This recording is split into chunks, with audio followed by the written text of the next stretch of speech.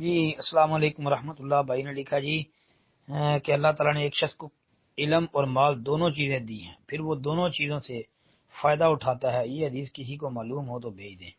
محترم بھائی، ایک حدیث آپ کے سامنے رکھ دیتا ہوں، اس کو دیکھ لیں. صحیح بخاری کے اندر ہے، 5025 نمبر حدیث ہے. عبداللہ بن عمر رضی اللہ عنہ حدیث کے راوی ہیں.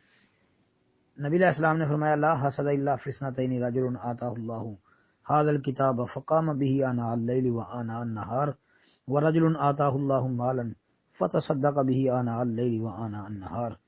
جی 5025 نمبر صحیح بخاری کے اندر ہے کہ دو آدمیوں کے درمیان رشک جائز ہے.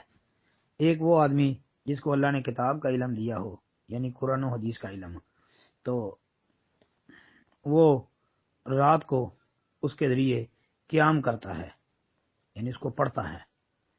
رات کو اٹھ کے قیام کرتا ہے، دن کو قیام کرتا ہے، قرآن کو پڑھتا ہے. اور اسی طرح ایک آدمی جس کو اللہ نے مال دیا ہے، وہ دن رات صدقہ کرتا ہے. یہ حدیث بھائی صحیح بخاری کی ہے. اور دیکھیں اس میں دونوں چیزوں سے بندہ فائدہ اٹھا رہا ہے.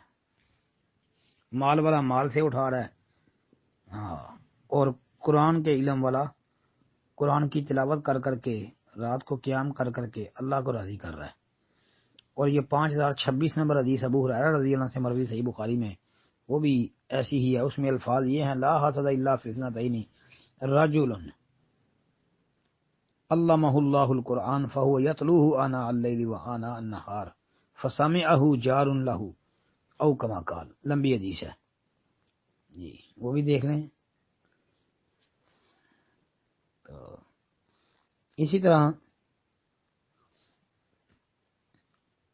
یہ عبداللہ بن عمر والی حدیث جو ہے، یہ صحیح بخاری کے علاوہ مسلم شریف کے اندر بھی 815 نمبر پر موجود ہے. السلام علیکم ورحمۃ اللہ.